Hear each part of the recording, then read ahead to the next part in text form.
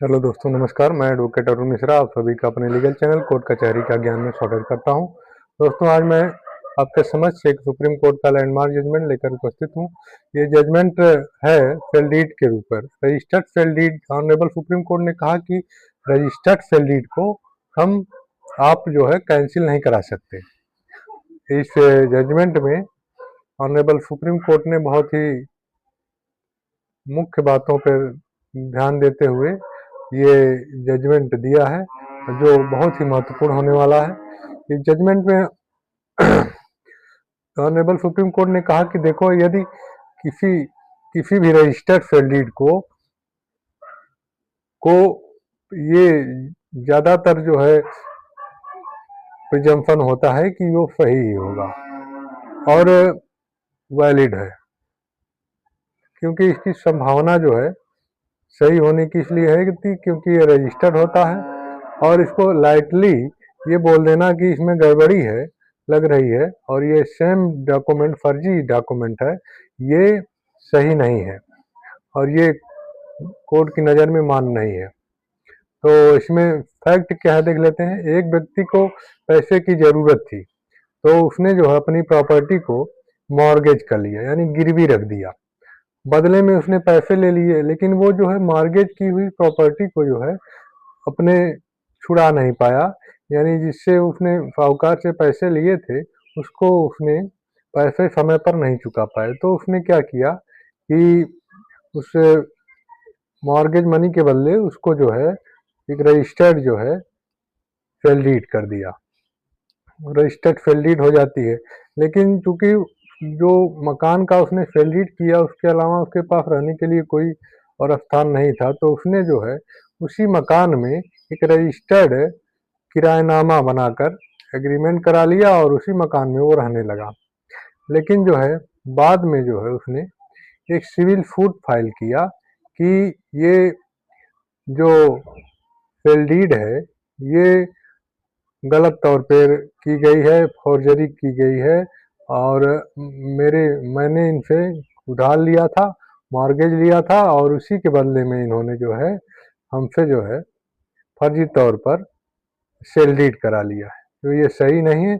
उसका कैंसिलेशन इसने दाखिल किया कोर्ट में। तो कैंसिलेशन दाखिल होता है, जिसमें जो है लोअर कोर्ट ने यह कहकर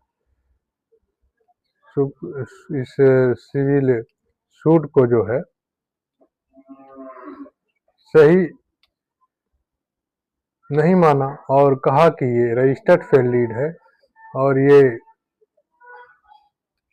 सही है। सुप्रीम कोर्ट ने इनके दावे को खारिज कर दिया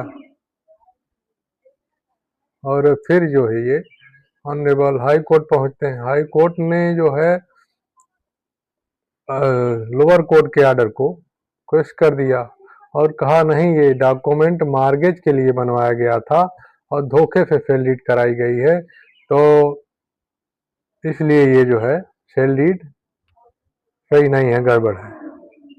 तो फिर मामला ऑनरेबल सुप्रीम कोर्ट पहुंचता है। ऑनरेबल सुप्रीम कोर्ट ने कहा कि ये पर्टिकुलर डॉक्यूमेंट है, को देखने से ही पता चलता है कि ये जो है सेल डीड प्रॉपर तरीके से बना हुआ है। दूसरी चीज, बाद में एक रजिस्टर्ड किराएनामा भी जो है बना हुआ है, तो केवल एलिगेशन लगाने से रजिस्टर्ड डॉक्यूमेंट जो है कैंसिल नहीं किया जा सकता है, क्योंकि अगर कोई रजिस्टर्ड दस्तावेज हो तो उसको जनरली जेन्युइन सही माना जाएगा और उसको प्रॉपर तरीके से बना है ये माना जाएगा, इसका प्रेजम्पशन है। तो लोग गलत तौर पे जो है ये सेल डीड कैंसिलेशन का सूट दाखिल करते हैं। तो और ऑनरेबल सुप्रीम कोर्ट ने कहा कि जब तक जो है टाइटल को लेकर कोई स्ट्रांग एविडेंस नहीं है, तब तक जो है या फिर इस सेल डीड में कोई सेल डीड अगर कैंसिलेशन के लिए चैलेंज किया जाता है तो उसमें जो है फोर्जरी और चीटिंग के जो है स्ट्रांग एविडेंस होने चाहिए, तभी जो है सेल डीड कैंसिलेशन किया जा सकता है। वरना यदि कोई जनरली तौर पर एलिगेशन लगा देता है कि ये सेल डीड सही नहीं है और इसमें गड़बड़ी की गई है, तो मात्र आरोप लगाने से ही रजिस्टर्ड फेल डीड को हम कैंसिल नहीं कर सकते। तो ऑनरेबल सुप्रीम कोर्ट ने हाई कोर्ट के आर्डर को सेटिस्फाइड कर दिया और लोअर कोर्ट के आर्डर को ही रिस्टोर किया।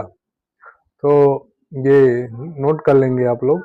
हेमलता मृतक हैं बाई एलार्स वर्सेज तुकाराम, ये भी मृतक हैं के एलार्स की तरफ से, ये रिस्पोंडेंट है। जजमेंट डेट है 22/1/2026। ये बहुत ही लेटेस्ट जजमेंट है। इसमें टीपी एक्ट के बारे में सेक्शन 17 जो है उसके बारे में, तो टीपी एक्ट की धारा 54 में जो है यह कि कोई भी संपत्ति जिसकी कीमत 100 रुपए से ऊपर है उसके लिए रजिस्ट्रेशन की जा सकता है।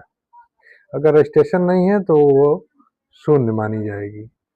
तो ये बहुत ही इम्पोर्टेंट जजमेंट जो है ऑनरेबल सुप्रीम कोर्ट का आया हुआ है।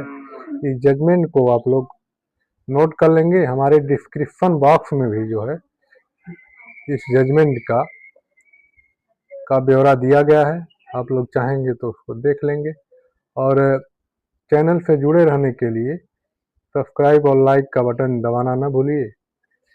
Thank you for watching.